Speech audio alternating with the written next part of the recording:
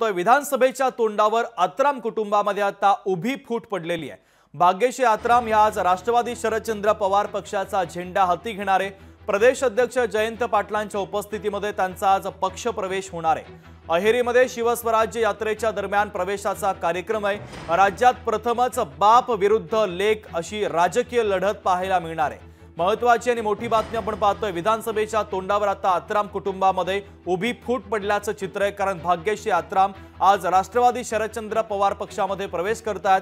प्रदेश अध्यक्ष जयंत पाटलांच्या उपस्थितीमध्ये त्यांचा आज पक्ष प्रवेश होणार आहे। अहेरीमध्ये शिवस्वराज्य यात्रेच्या दरम्यान पक्ष प्रवेशाचा मोठा कार्यक्रम पार पडतोय। राज्यात प्रथमच बाप विरुद्ध लेक अशी लढत पाहायला मिळणार आहे। महत्त्वाची आणि मोठी बातमी एका राजकीय घडामोडीच्या संदर्भातली आपण पाहतोय। विधानसभेच्या तोंडावर आता आत्राम कुटुंबामध्ये उभी फूट पडली आहे। कारण भाग्यश्री आत्राम आज राष्ट्रवादी शरदचंद्र पवार पक्षामध्ये प्रवेश करतात। प्रदेश अध्यक्ष जयंत पाटलांच्या उपस्थितीमध्ये आता त्या पक्ष प्रवेश करणार आहेत। त्यामुळे आता अहेरीमधील राजकीय समीकरण पूर्णपणे बदलल्याचं चित्र आता पाहायला मिळत आहे। दरम्यान या संदर्भात आढावा घेतला आमचे प्रतिनिधी अनिल ठाकरे यांनी। पाहूयात। आज राज्याच्या राजकारणामध्ये एक नवा वळण मिळणार आहे। याचं कारण म्हणजे शरद पवारांनी आत्राम घराण्यामध्ये खिंडार पडलेली आहे। भाग्यश्री आत्राम जी आहे, धर्मराव आत्राम यांची जी कन्या आहे, ती आज शरद पवार गटामध्ये सामील होते आहे। ती पूर्वी अजित पवार गटामध्ये होती।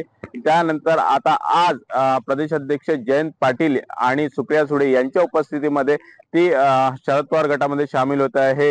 आणि त्यातल्या त्यात म्हणजे अहेरी विधानसभेमधून देखील ती आता आपली उमेदवारी देखील जाहीर करणार आहे। कारण की वडील विरुद्ध मुलगी असा हा सामना आता पाहायला मिळणार नाही। कारण की यापूर्वी ते जवळपास बरेच वर्षापासून भाग्यश्री आत्राम यांचे वडील हे या भागातले आमदार आहे आणि मंत्री देखील आहे। आणि मंत्र्याच्याच घरात हा खिंडार पाडणं खूप मोठं सौभाग्याचं ठिकाण आहे। अनिल ठाकरे, लोकशाही मराठी, अहेरी, गडचिरोली। लोकशाही मराठी ऐका, पहा, जागरूक रहा।